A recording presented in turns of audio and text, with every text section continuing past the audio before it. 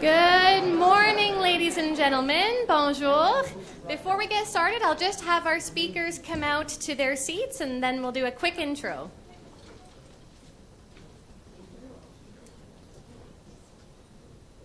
Speakers can come. Oh, there they are. Great. Wonderful. Good morning, ladies and gentlemen. Bonjour, mesdames et messieurs. On vous souhaite la bienvenue à notre conférence de presse. I would like to welcome you to our opening news conference. Je m'appelle Stéphanie Derima, and I'll be your moderator for today. Before we begin, I just want to thank you for taking the time to cover this opening press conference. I don't know if you've had a look around yet, but I can guarantee you that this will be a week filled of exciting moments in news. But I can tell you that it will be the stories that you will hear today from our competitors and that you'll witness all throughout the week on the field of play that will leave you the most inspired. We have a very special program for you this morning, but before I introduce our speakers, a few little housekeeping items. Avant de commencer, j'aimerais partager quelques informations. As you can see, our panel today will consist of 5 speakers, and following the remarks, I will open up the floor to some Q&A questions for any of you who might have some questions for them. I will note, however, that after his remarks, Mike Myers will be excused for his next engagement and will not be available for questions. Following the Q&A, our speakers will all be available for one-on-ones. So if any of you want one-on-one interviews with any of our competitors or Mike Burns, we have communication staff in yellow T-shirts. Some yellow T-shirts hang in the back. They'll make themselves clear, and they can help you facilitate those one-on-one interviews. Do you know what? The thing I'm doing next is upstairs, right? Yeah. I can take a couple of questions. Yeah, well, there you go. I came all the way to Toronto. That's very nice of you. Thank you, Michael. No, I didn't. I wasn't He's really sure. good at improvising, obviously. Sometimes. Wonderful. Alors, donc, sans plus tarder, je vous présente nos 5 invités. Ladies and gentlemen, introducing you from the left to the right, we have Michael Burns, CEO of the Invictus Games Toronto 2017 Organizing Committee. Beside him, we have Melanie Harris, Team Canada competitor, who is visiting us from Edmonton, Alberta. Beside, we have Vadim Sviridenko, which I have practiced all day, from Team Ukraine. Beside, we have Catherine Henry, wife of Rébugent Henry, who will be competing with Team France. And last but not least, we have Mike Myers, official ambassador of our games. So to kick it off, I will invite our CEO, Michael Burns, to share his remarks. Great. Thank you, Stephanie, and welcome, everyone. Obviously, we're so excited that today is the official start of the 2017 Invictus Games. Delighted to be here with 2 of our competitors, as well as a spouse of one of the competitors. I think it's important, even from the beginning of the planning of these games, that these games were always about the competitors, but also their families and friends, and making sure that the Invictus journey included all of them. There's a great saying in the military that a soldier enlists because that's what he or she wants to do as their profession, but it's often the family that gets conscripted. And we know here in Canada, I'm sure other nations who are competing in these games recognize that there are unique challenges that our military families face, whether it's long separation of a loved one who may be deployed, whether it's the fear that they may be injured or killed in action, or it's the separation and the mobility issues, as we've asked our families on many, many occasions to move from one part of our country to the next every 2 to 3 years. So we're so excited that these games and the narrative of these games is really focused on the entire family as they go through the healing and the recovery process with their soldiers and their veterans. First of all, I obviously want to thank Mike Myers for being here. Mike and I have, you may not know this, have 2 things in common. We are both from Scarborough and proud of it, as well as we are also long-time suffering Leaf fans. But I have a feeling we're turning the corner. I'm hearing good things. I'm hearing good So things. am I. So am I. I'm hearing good things. Well, listen, on behalf of the organizing committee, we're delighted to be welcoming 17 nations to these games, including Canada. We have 550 competitors, close to 1,200 family and friends who will be coming in to these games. And you know, when we spoke with Prince Harry about our interest in bringing these games to Canada, we never talked necessarily just about these games being important to Canada, but that we want to deliver him a country. And over the last 2 years, we have been activating, we have been putting on events to promote and engage millions of Canadians across Canada.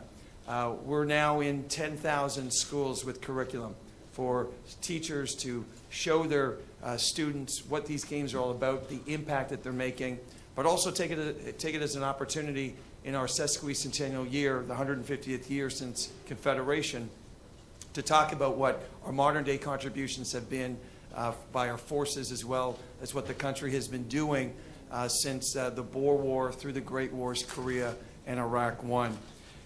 We've got a robust cultural program that you'll see going on throughout the city, including tomorrow's mass military concert at Roy Thompson Hall. We always believed that our cultural institutions had a great role to play in these games and to share their unique stories and connection to our military. We also wanted to use this opportunity, this global platform in this event, to highlight some of the great research and innovation that's happening, not just here in Canada, but around the world.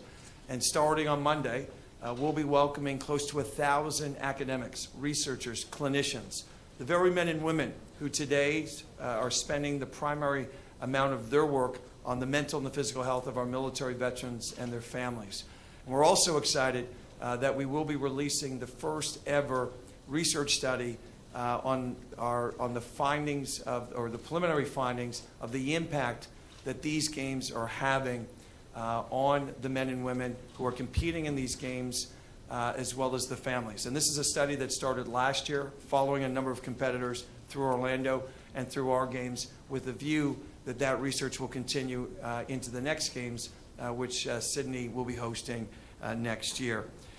We've have been across the country. We're excited about the response that we're getting, and that really culminated over the last 37 days when we launched the first ever Invictus flag tour, starting on the west coast of Canada, across the prairies into Atlantic Canada, and now into Ontario and the city of Toronto. This was our way to reach more than 50 communities. We were on 22 military bases. We activated with our corporate sponsors, as well as an opportunity to reach more than 15 Canadian legions.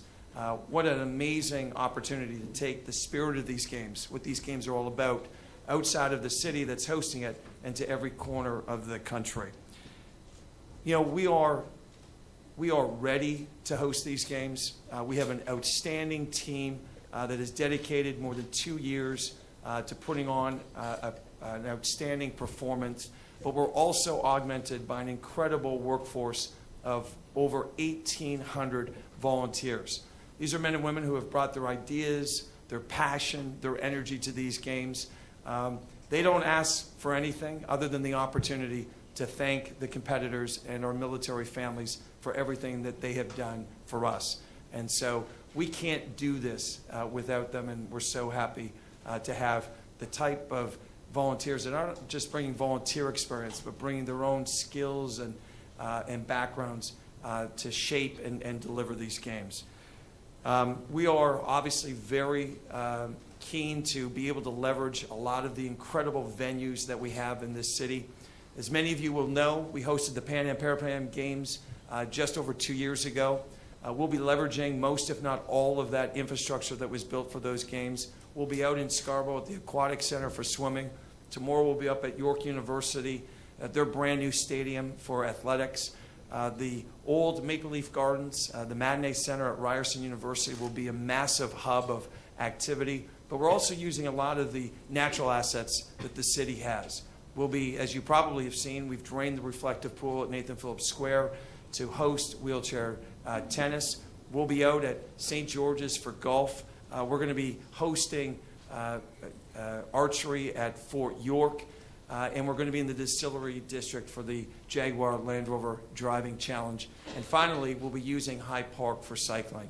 This city is going to be lit up over the next 8 days. There isn't anywhere you're going to be able to turn and not see a banner, a sign, or sport competition, or the competitors throughout the city enjoying themselves. So we're excited about that.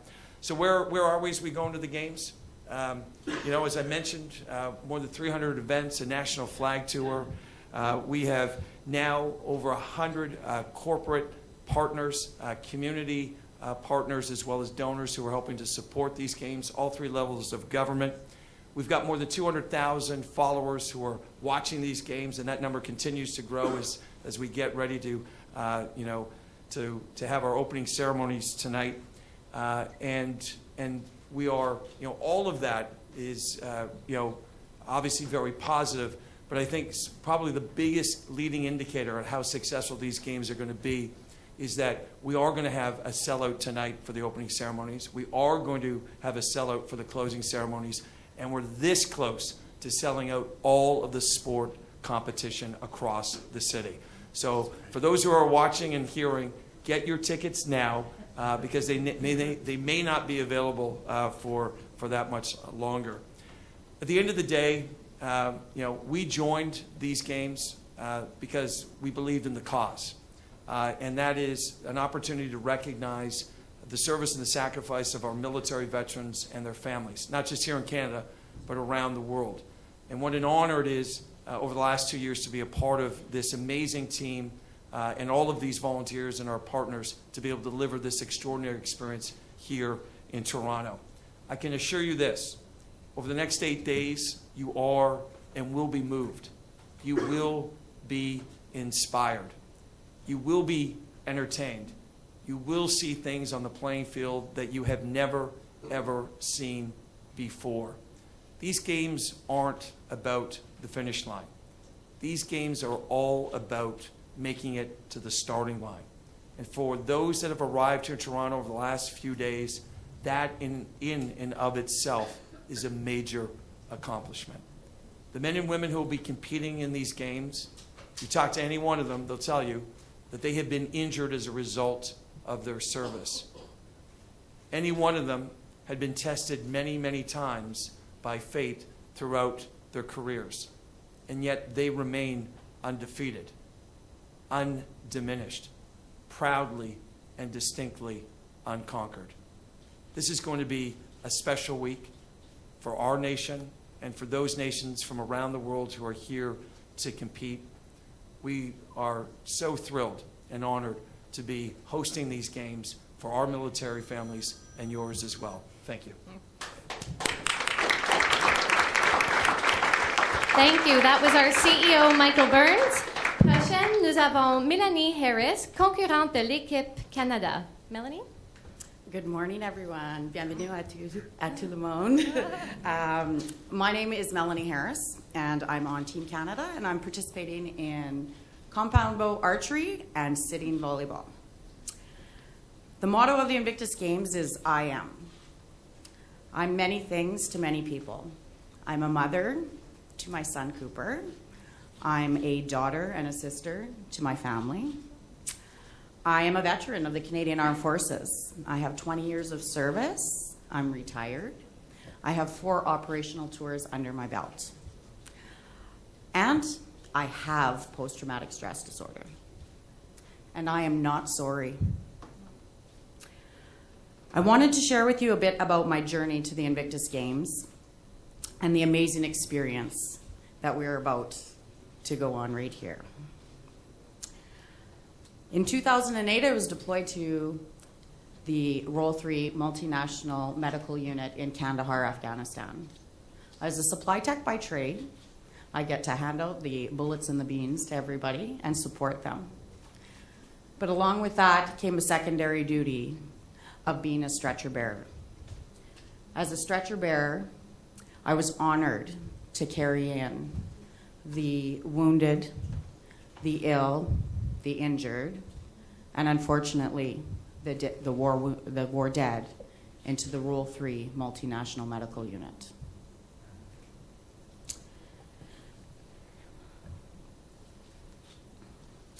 Not only was I there for our Canadian soldiers, I was also there for our coalition soldiers, our new coalition soldiers and our comrades, the Afghan National Army and the Afghan National Police. I had the opportunity to support on a mission that was bigger than myself and bigger than my country.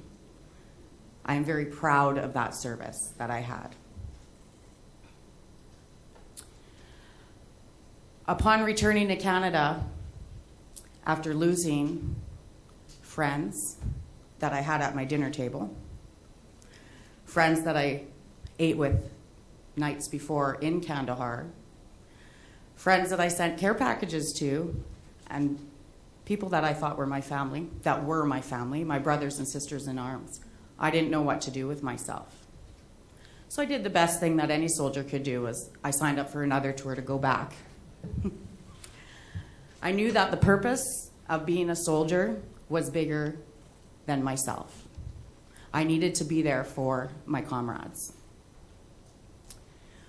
After going back to Afghanistan for a 9-month tour after that, I decided that it was time to get help. So I went and I asked for that help. Upon receiving some help through different ways, I was diagnosed with post-traumatic stress disorder. This was devastating for me. I was a proud soldier, I was a strong soldier, and I didn't want to appear weak.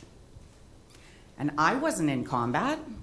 It wasn't me that was fighting the war, but it was me that was helping with the ones that did fight the war. The injuries that I saw, I still see sometimes today, absolutely. But I've also seen people here at the Invictus Games that were brought into that Kandahar medical unit that were not living, that are living and thriving today. Okay, now here's good stuff. Watching a friend participate last year in the Orlando Invictus Games, I was at home and I was inspired to try again. I'll be honest, I was living without passion. I was living without purpose. I needed to believe in myself again, and I needed to be inspired. And these Invictus Games, that's what they did. I also needed to be around my brothers and sisters again. Because with post-traumatic stress disorder or any mental injury, the shame that you inflict on yourself tends to isolate you. Isolation at home, sitting there, not wanting to participate in life, depression, anxiety. You're not living, you're just there. I also watched too many of my fellow servicemen and women commit suicide. It broke my heart. There should be other options, and there is always hope. An international stage like this to allow us to share our journeys and to tell those veterans that you're not alone. Reach out that hand, and somebody will be there. It's okay to leave your house. It's okay to ask for help. And it will get better.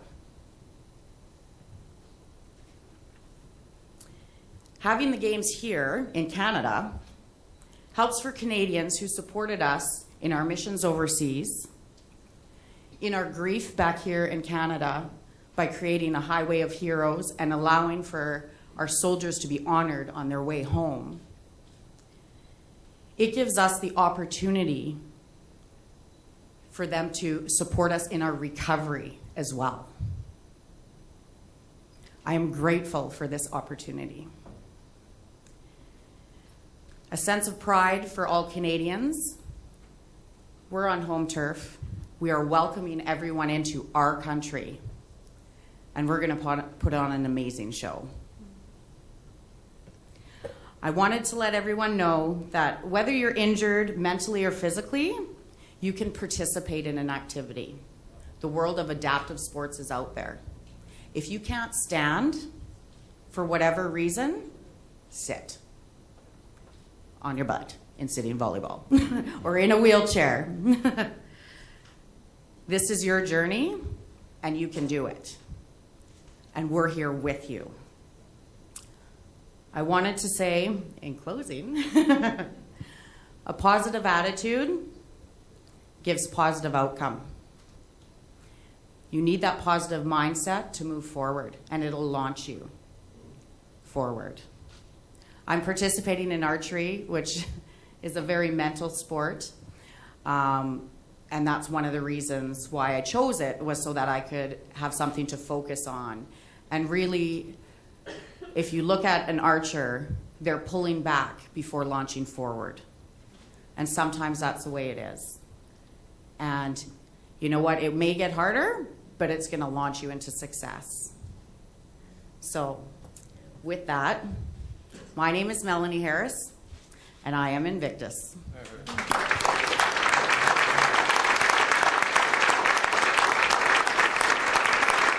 Thank you, Melanie.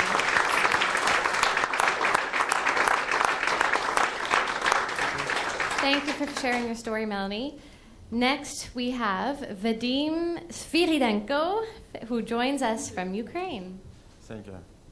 Dear friends, we are very glad to be present here today. We had a long way to become a part of Invictus Games family. Thousands of our brothers stand against the enemy every day. Most of them become injured. I am an example of Ukrainian veteran. I lost my feet and hands in the Battle of Debaltseve in winter 2015, but I didn't give up. I started working on myself. Sport became a part of my everyday life. I ran the marathon on Marine Corps with other veterans last year. It was my dream, and I did it. Now my dream is to inspire as many men and women as possible not to give up, because we are Invictus. Slava Ukraini!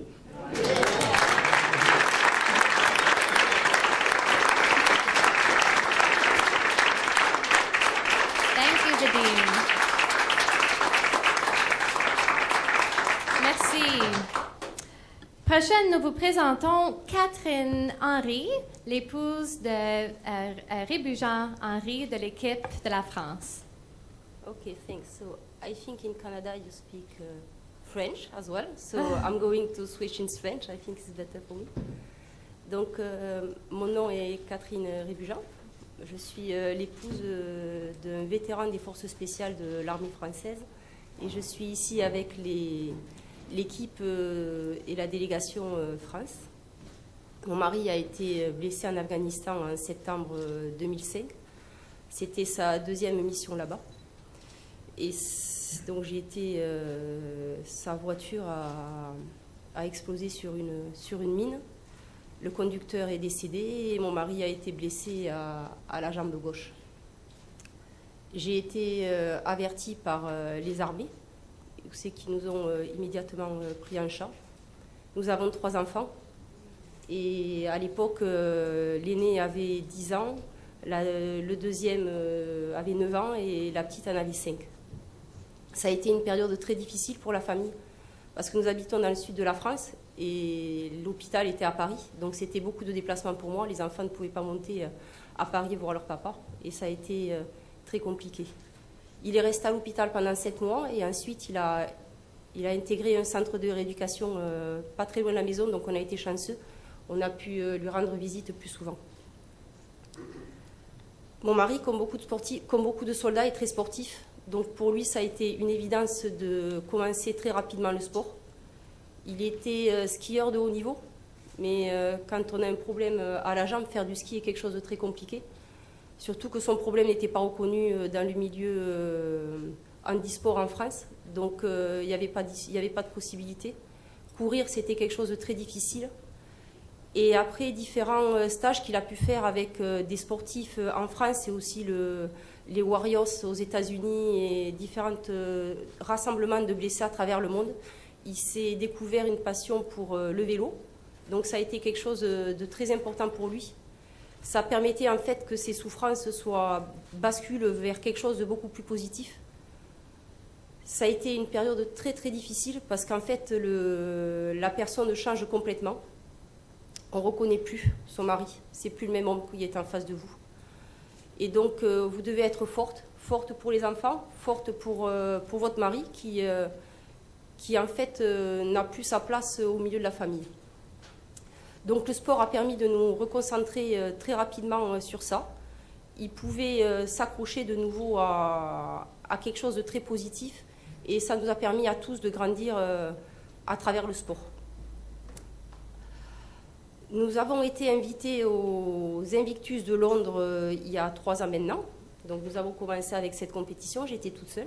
Donc ça a été une vraie découverte parce que la famille faisait complètement partie de la reconnaissance que les nations pouvaient avoir par rapport aux soldats.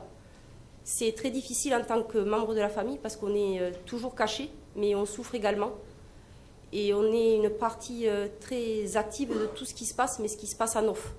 Et c'est là où c'est un petit peu compliqué de participer. Et donc, dans les Invictus Games, merci à vous tous de prendre en compte que les familles sont aussi une part très importante des blessés. Donc ensuite, après Londres, on a fait également Orlando. Et Orlando a été quelque chose de très spécial pour moi parce que j'ai eu la chance d'y aller avec ma fille aînée en tant qu'accompagnatrice. Elle est maintenant à l'école navale en France, donc elle a pu partager avec des futurs soldats donc l'expérience de différents soldats blessés à travers le monde et rentrer cette part de vie que peut avoir un soldat justement dans la préparation de l'école. Donc ça a été quelque chose de très fort. Et donc là, maintenant, nous sommes à Toronto. Donc je voudrais remercier très profondément le Prince Harry, tous les volontaires à travers le monde qui ont pu faire vivre les Invictus Games, l'armée française qui nous a permis de venir là et d'être membre de cette grande famille qu'est les Invictus. Donc merci à vous tous.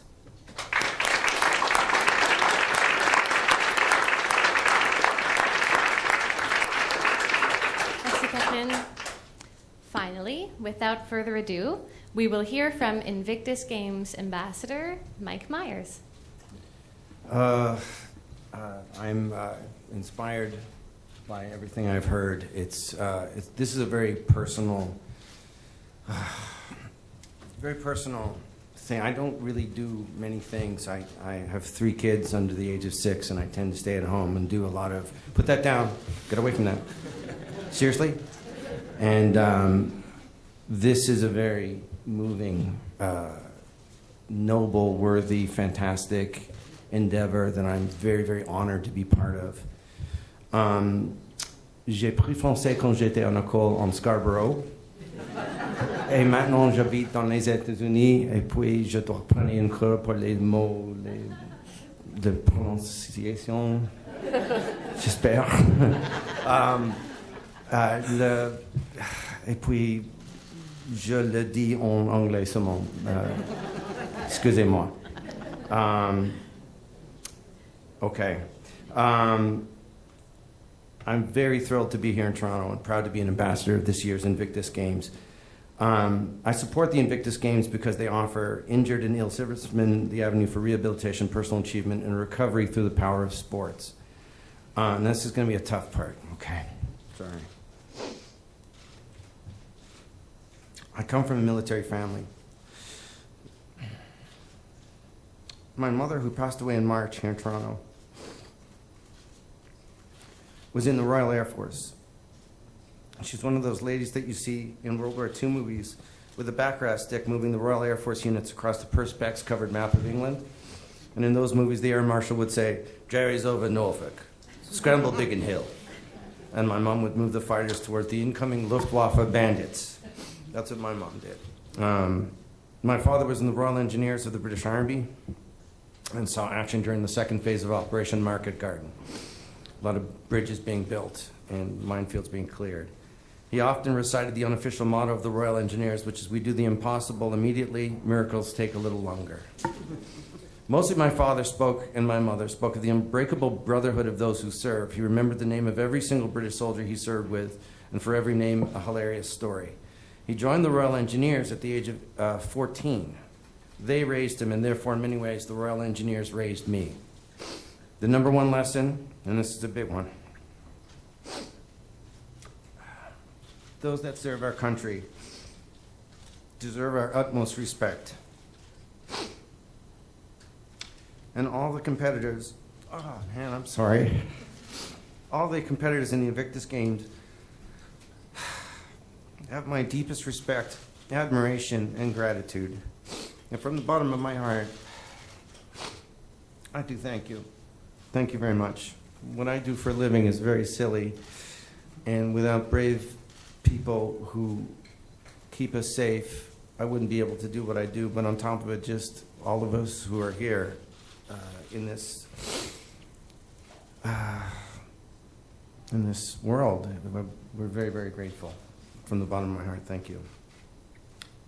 The Invictus spirit, the Invictus competitors represent the very best of the human spirit, and I know that my mother and father wanted me to support that spirit, the competitors, and the thousands of wounded warriors around the world. I want to thank all the competitors of the Invictus Games, all the soldiers currently serving, and all the family members and caregivers. And a word about the caregivers. My mother dutifully took care of my dad, who had Alzheimer's, to the exclusion of many other aspects of her life. It's the same for families of wounded servicemen. The entire family is wounded. The caregivers are the unsung heroes of service to this country and to all the countries that they serve. My hope in being here is to shine a light not only to the fantastic men and women who serve, but on these heroes, the caregivers. And I thank you for your service. Ladies and gentlemen of the press, thank you very much for your time. Thank you very much for your service.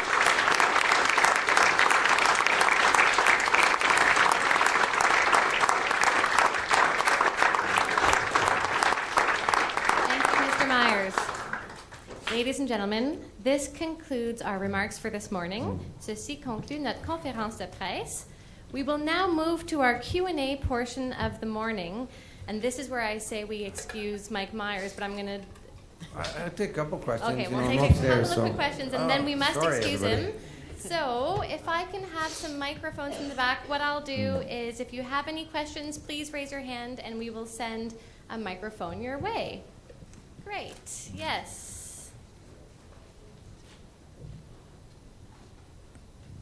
Good morning. I'm Shannon Collins. I'm with DoD News, so my audience is U.S. service members, veterans, and their families.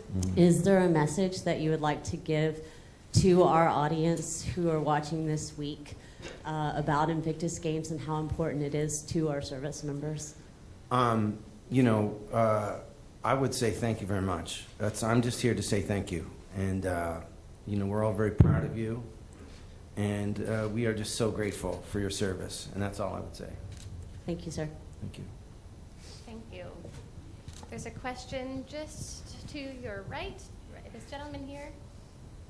I just want to quickly say, to Michael Burns and everyone involved with Invictus Games, thank you. I served about 9 years in the Canadian military. I come from a different era. I joined right out of high school in 1986. Served in 1995, and at that time, there wasn't the programs in place that are available through Invictus Games now, through Vets Canada and all these other things. And I just wanted to say thank you, because looking back, there's a lot of memories I still have in my mind, especially going overseas too. And thank you so much. I'm sorry. Thank you. Thank you very much. At this time, I believe we will excuse Mr. Myers. Great. Thank you so Thank you much, very much. and we will continue with the.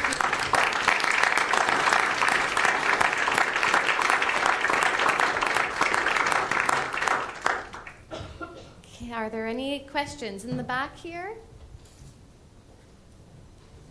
My question is for Michael regarding the ticket sales. You touched a bit about the subject. I saw that like yesterday, 2 days before, there were discounts for some like opening ceremony and closing ceremony. Are you still happy with the ticket sales? How many tickets are left? Seats are left? So unless the gentleman behind you is my chief marketing officer, so unless he corrects me, the only discounts that we've provided to date has been for military and veterans, but we have not discounted the tickets. We are, as I said, going to be having a sellout tonight. We'll have a sellout for the closing. In fact, the closing's been is sold out some time ago, and there are just a few tickets left, which people can purchase online for the sport competition. So far you're... Oh, we are. Listen, I tell you right now, if you told me we would be where we are today 2 years ago, I'd be over the moon. So I'm over the moon. Thank you. This is, and again, I think it's a reflection of the interest. It's a reflection of the cause. Yes, you know, we obviously have a great ambassador and patron of the games, Prince Harry. We have great ambassadors like Mike Myers and others. I think what these games are proving is that Canadians and the public, they want to be there for the right reasons. They want to be there to champion our military families and make sure that we're there to recognize them both during these games and long afterwards. Another question? Yes. Hi, my name is Ilona Tereski, and I'm with T Magazine. You mentioned there's a study that's going to be released. Yep. Do you know when that release date will be? Yeah, so that's going to be happening on the eve of the SIMVAR conference. SIMVAR is a great academic acronym that stands for the Canadian Institute for Military and Veteran Health Research. The preliminary findings of the research report will be coming out on Monday morning, approximately 9:30, 10 o'clock. We're looking forward to hearing Dr. Shirazapour's findings and the research that she's conducted to date following the competitors through Orlando and now up until this moment here in Canada. You know, again, for us, you know, anecdotally, we know adaptive sport has transformational powers or influence and as a catalyst for these men and women. But we wanted to make sure that it was grounded in real research and evidence-based facts. And I think more importantly, part of the research and what you'll hear on Monday is, you know, how are we organizing these games? How is the programming working, or perhaps it can improve, so that when Australia or other nations look to do things either internationally, like competition like Invictus, or they're doing things domestically, that they've got a report that can give them some advice and counsel on how best to design and deliver an adaptive sport program specifically for ill and injured, wounded soldiers and veterans. Thank you. Yes, up in the front. Hi, I'm from Samaritan Ag. Obviously, this is a major inspiration for young people as well that perhaps are in the hospital because of accidents, or you know, they were born with missing limbs, or they've dived into a pool, a shallow pool, that kind of thing, and you know, they've got their whole life ahead of them. I know there's some charities involved. Are you bringing in any youth to attend, and are there any workshops or programs and interaction? We are. In fact, we're looking now at close to 3,000 to 4,000 young people who will be coming into the stadiums, into the venues, to watch and to witness these games. As I mentioned, we're in close to 10,000 schools right now with curriculum that's giving teachers the opportunity to teach and instruct to their students about what these games are, the impact that they're having, and so forth. But we're really excited. We'll have dozens and dozens of schools bringing their kids to watch and be inspired by what they see from these competitors. Thanks. We have time for one more question, and then we can move to individual interviews, if there are any. If not, one last one in the front, just in time. Georgina Benchik. Thank you, Michael. Waterfront Magazine. My question is exactly, there's that great camaraderie that the team members, I've had an opportunity to meet Ukrainians, Italians, the whole gamut, Canadians, of course, UK team. Will there be, right after the games, following the games, some sort of network that they're actually dealing with as well? Also, within, this is two-part, so the actual competitors themselves staying in touch, as well as I mentioned these schools. Will there be some sort of follow-up program later on this year or early next?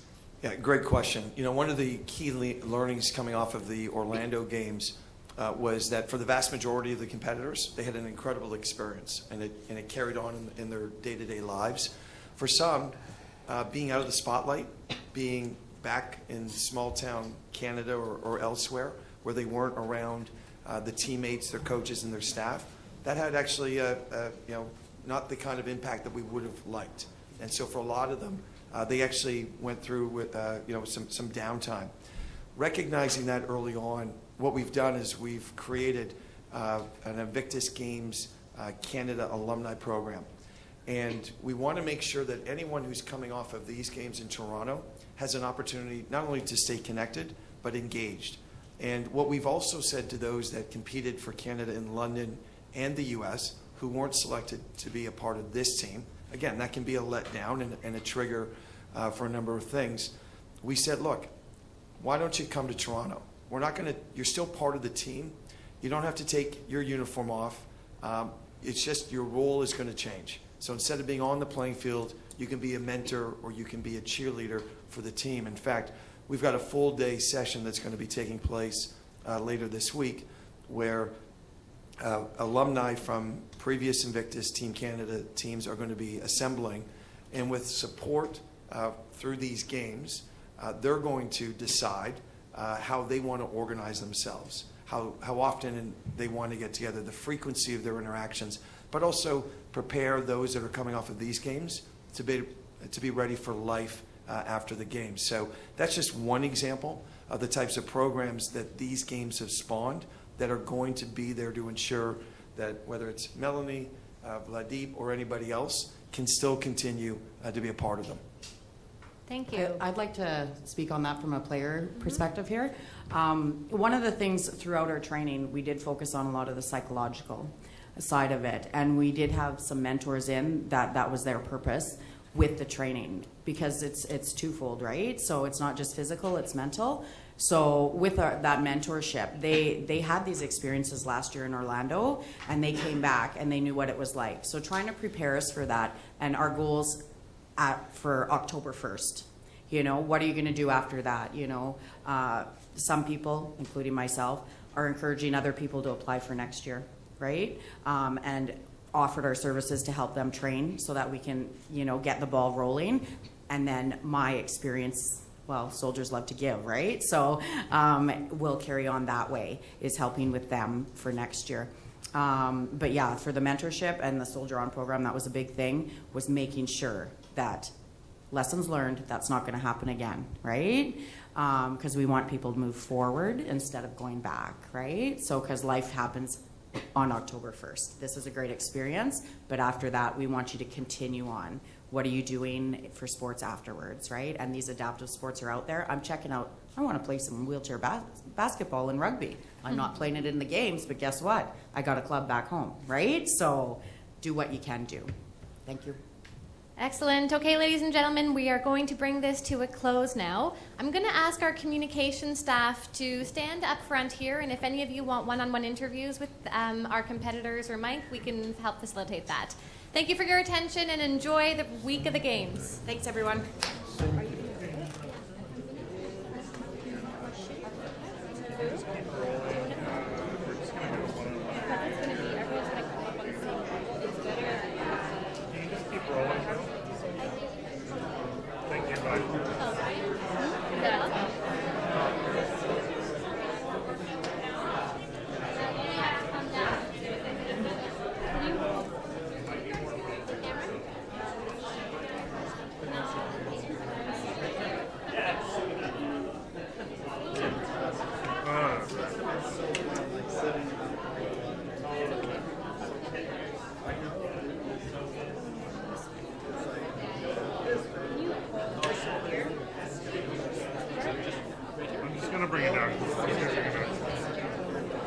James, come with the city. Thanks.